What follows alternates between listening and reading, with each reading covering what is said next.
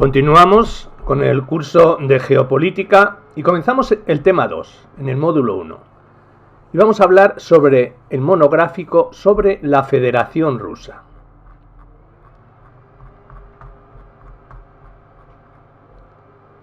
La propaganda de la idea nacional. El marco de la guerra. El 19 de septiembre de 2013, Vladimir Putin llamó la atención en un discurso pronunciado en el Foro Valdai sobre la necesidad de contar con una idea nacional que consiguiese sintetizar la experiencia histórica y los valores nacionales encarnados por una Rusia a la que definió, citando al filósofo conservador Konstantin Leontiev, como Estado-civilización. Dicha idea debería servir de espina dorsal a un proyecto identitario que, partiendo del necesario patriotismo, sirviese al país para afrontar con garantías los retos y amenazas del presente. De hecho, para el presidente ruso, la ausencia de una idea nacional, en los años 90, fundamentada en la identidad nacional, favorecía a esa parte de la élite casi colonial, que prefería robar y evadir capitales sin vincular su futuro al país en el que esos capitales se habían producido. Putin no perdió la oportunidad de apuntar, como había hecho y haría en otras ocasiones, algunos de los ingredientes que no debían faltar en la receta de esa idea nacional, entre ellos el de una historia nacional contada en positivo de la que la ciudadanía pudiese sentirse orgulloso, así como la conservación de los valores tradicionales, morales y religiosos que, en su opinión, parecen estar siendo olvidados en Occidente. Rusia, así, ha de convertirse en bastión de la tradición europea frente al multiculturalismo posmoderno, que ha llevado al continente a aceptar acríticamente la globalización liberal impuesta desde el otro lado del Atlántico. Desde su llegada al poder, Vladimir Putin ha trabajado en la confección de un discurso identitario que, con pretensiones de ideología dominante, esté en condiciones de vertebrar la siempre compleja unidad de un país tan heterogéneo y extenso como la Federación Rusa. El resultado de este esfuerzo, a nuestro entender, ha sido discreto en términos teóricos, pero puede presumir de cierto éxito propagandístico a la hora de construir los mínimos consensos sociales y justificar a la clase dominante. Poner en pie un sistema propagandístico eficaz ha estado siempre por encima de la discusión teórica de las ideas políticas en la Rusia de Putin. Las diferentes familias ideológicas que habitan la clase dominante, liberales, nacionalistas, comunistas, de corte soviético, vinculadas por la prosecución del beneficio económico y su determinación por mantenerse en el poder, sostienen propuestas ideológicas diversas, como ocurre con una oposición maltratada y atomizada que nunca ha llevado la iniciativa política durante el largo periodo presidencial, y como primer ministro de Vladimir Putin. Esas propuestas han cubierto de una fina capa de diversidad al discurso político difundido por las élites a través de los medios de comunicación, discurso este que ha ido transformándose desde el año 2000, cuando el actual presidente llegase a la jefatura del Estado. No es nuestra intención aquí establecer una periodización ni desplegar un exhaustivo catálogo de las denominaciones que las élites rusas han dado a sus intentos de dotar de consistencia teórica a su discurso público, sino más bien describir lo que hemos denominado el marco de la guerra, un filtro ideológico que interpreta la realidad partiendo de la base de que Rusia es un país en estado de guerra y en la guerra rigen unas normas determinadas y se modifican las prioridades tanto políticas como éticas. Este discurso, usado intensamente por Vladimir Putin desde su llegada al poder, se ha reforzado desde las elecciones de 2012, rodeadas de una importante movilización social que fue interpretada por el Kremlin como un intento de golpe de Estado promovido por los enemigos de Rusia. En efecto, el discurso presidencial perfila un país en constante peligro de desintegración, debido a una serie de amenazas externas e internas que en sí mismas han pasado a ser centrales para la identidad nacional implícita en ese discurso. Rusia es y ha sido siempre un país amenazado. Y este punto de partida, traducido a discurso propagandístico, ha servido para justificar buena parte de las políticas que el gobierno ruso ha puesto en marcha durante los últimos años, especialmente las que tienen que ver con la actuación internacional del gobierno, así como las políticas de corte identitario, educativo y cultural. Como se ha apuntado en el capítulo precedente, este discurso fluye por un sistema mediático diseñado para construir un determinado sentido común que marca la discusión política y fuera del cual queda solo la disidencia antisistema que como tal es perseguida y anulada, censurada, mediáticamente. De esta forma, las autoridades rusas han ido confeccionando ya desde mediados de los años 90, pero con especial énfasis, desde la llegada al poder de Vladimir Putin, un discurso patriótico y autoritario de pretensiones hegemónicas que se apoya fundamentalmente en una ética conservadora y declaradamente contrarrevolucionaria, así como el convencimiento de que la Federación Rusa está llamada a jugar en el mundo actual el papel de potencia que le corresponde históricamente. Con estos miembros se ha tejido el marco de la guerra, una mirada a la realidad de marcado carácter militarista que inunda los medios mainstream rusos.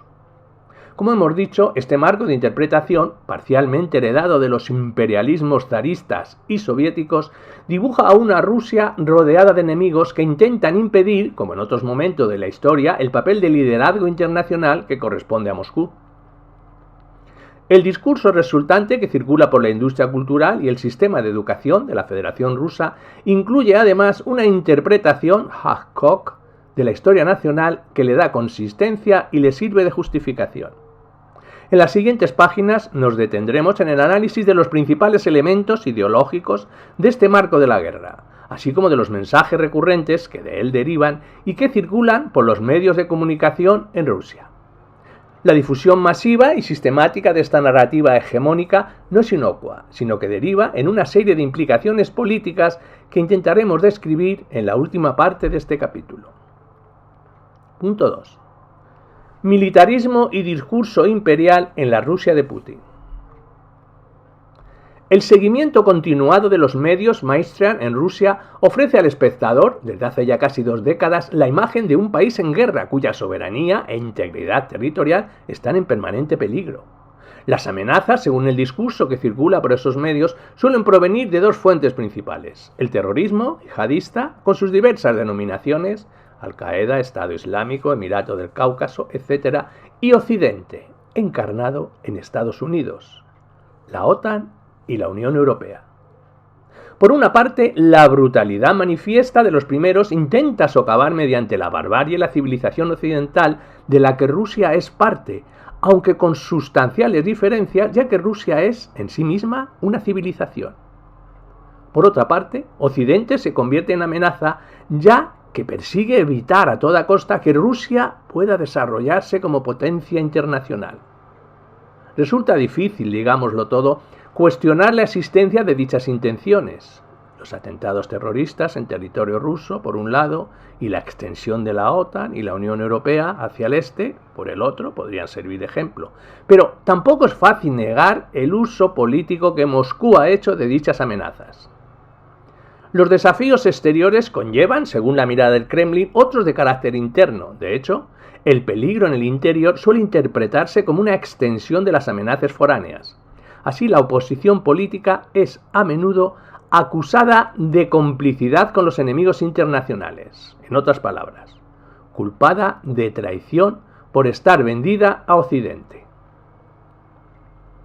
La sensación de peligro constante es difundida por una sistemática propaganda del miedo y del odio, cuya vanguardia representan una serie de presentadores televisivos de gran popularidad, como Dmitry Kirsev, que conduce el informativo semanal Vesti Nedeli en el canal Rosia, y es además director de la agencia oficial Rosia Segodina; Vladimir Solorev, presentador del programa de discusión política Boskeris Vecher, también en el canal Rosia; o Piotr Tolstoy, hasta 2016 presentador del talk shows político como Política o Vierima Podcast en el Pervi Canal, Canal 1, y hoy diputado en la Duma por el partido Rusia Unida.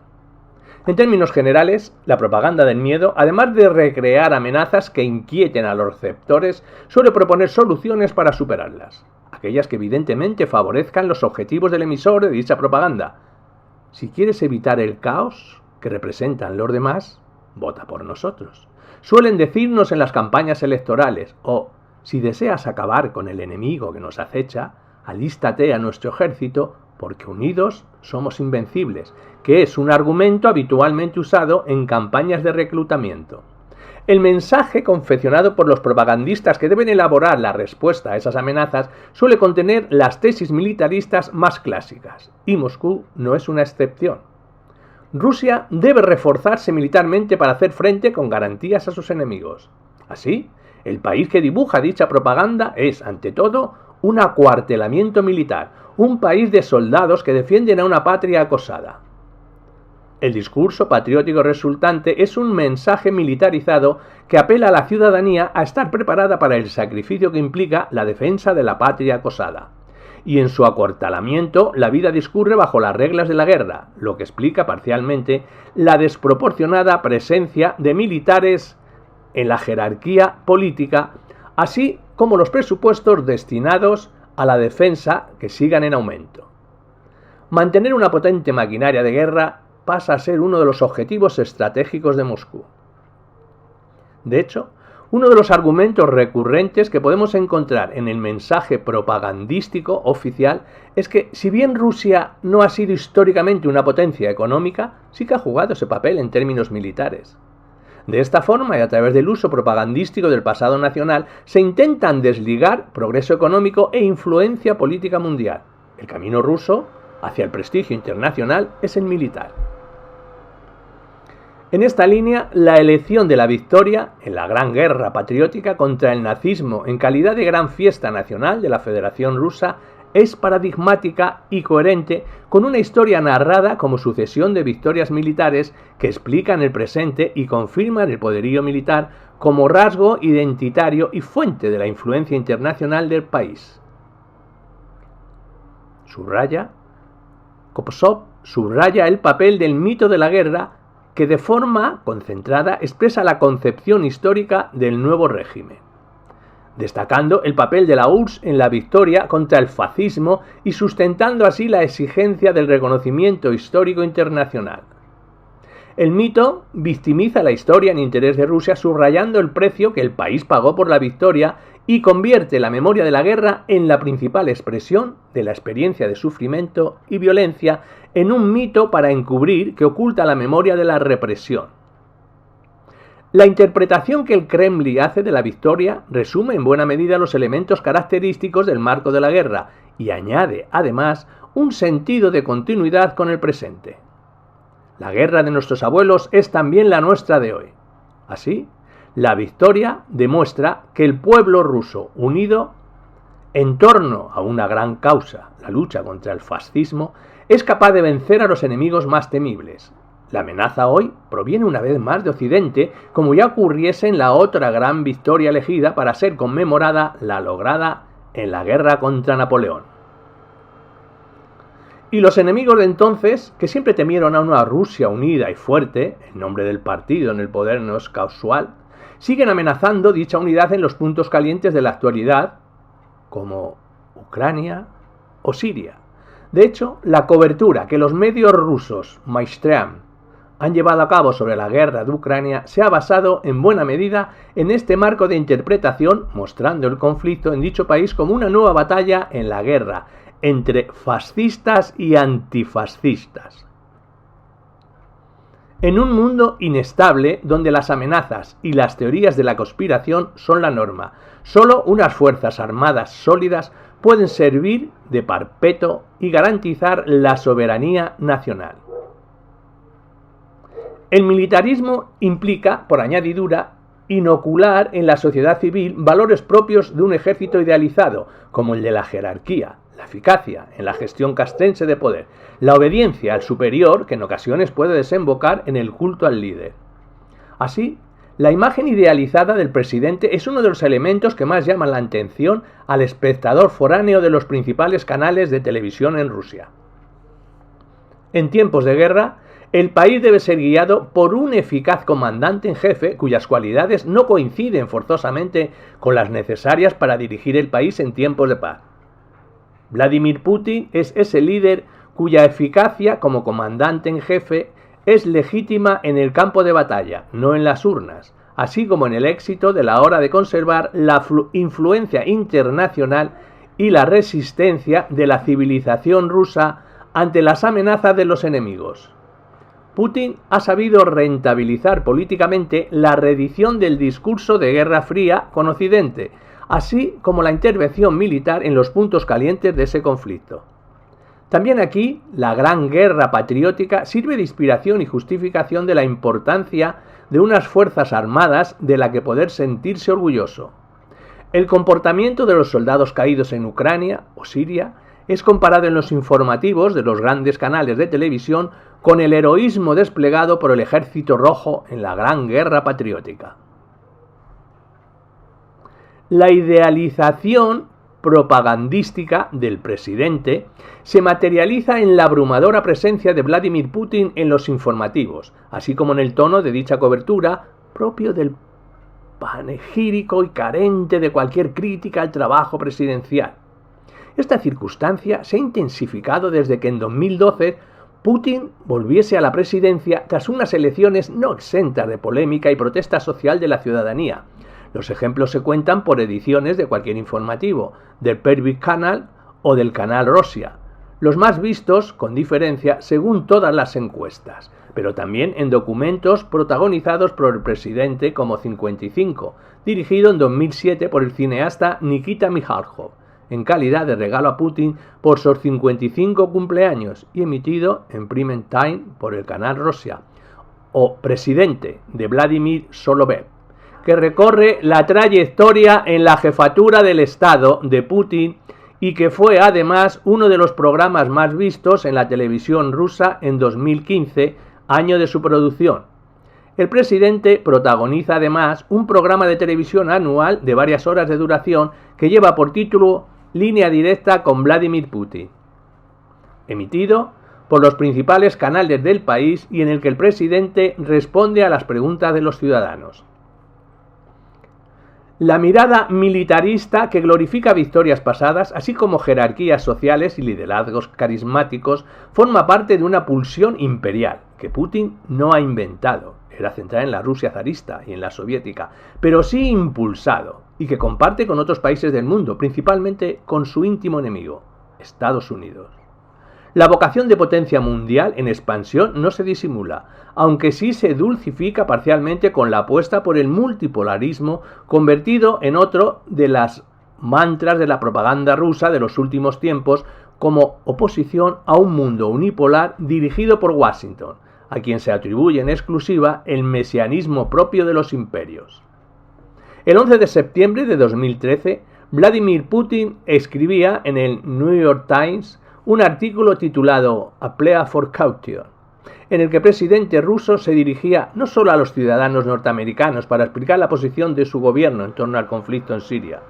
El texto finalizaba con una crítica a la afirmación que Obama había hecho en su entonces último Address to the Nation, enfatizando el excepcionalismo americano. Resulta extremadamente peligroso, sea cual sea la motivación, alentar a la gente a que se vean a sí mismos como excepcionales. Existen países grandes y pequeños, ricos y pobres, con larga tradición democrática y aquellos que aún están buscando su camino hacia la democracia. Las políticas de todos ellos son también diferentes. Somos todos diferentes, pero cuando buscamos las bendiciones del Señor, no hemos de olvidar que Dios nos creó a todos iguales. Putin en el 2013. Poco que objetar al fondo de la crítica. La propaganda del excepcionalismo, pieza básica de la propaganda imperial, entraña graves riesgos políticos. Los ejemplos inundan las bibliotecas y Washington ha hecho de ese excepcionalismo la base no siempre reconocida de su política exterior durante décadas. Putin tiene razón, pero hay argumentos para dudar de la credibilidad de su compromiso con prácticas alternativas a las que critica, dado que la administración que preside ha promocionado insistentemente el excepcionalismo ruso como centro de las políticas identitarias del Kremlin. Efectivamente, las autoridades rusas, que en esto tampoco están solas, asumen una suerte de darwinismo social más disimulado, tras una mirada geopolítica que opone el unipolarismo al multipolarismo, como si de las únicas opciones de ordenación política internacional se tratase. Como afirma Goltz en el 2005, refiriéndose al punto de vista de las autoridades rusas, no se cuestiona que todos los países son depredadores, pero unos, los fuertes, pueden permitirse dictar su voluntad a los demás, mientras que otros, debido a su propia debilidad, no. El coronel Vladimir Putin se siente cómodo en un discurso que subraya que los militarmente fuertes llevan las de ganar en un mundo hostil y puestos a elegir entre ser amados o temidos, Putin parece optar por la conocida máxima de Maquiavelo, según la cual, ya que ambos sentimientos son difíciles de conjugar, es mucho más seguro ser temido que amado. Para ello, la mejor propaganda es la de los hechos. Rusia está dispuesta a usar su ejército y así lo ha demostrado en los últimos años. De hecho, cada intervención militar fuera de su territorio se ha visto acompañada por un discurso de victoria militar en términos globales.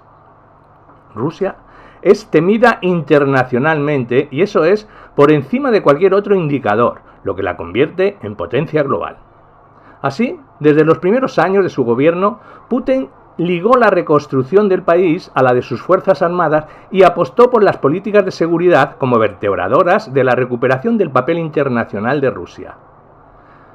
Ya en el discurso que pronunciase tras el atentado en la escuela de la ciudad Norosetia de Bestán en 2004, el presidente ruso dejó clara la importancia de prestar atención a las políticas de seguridad.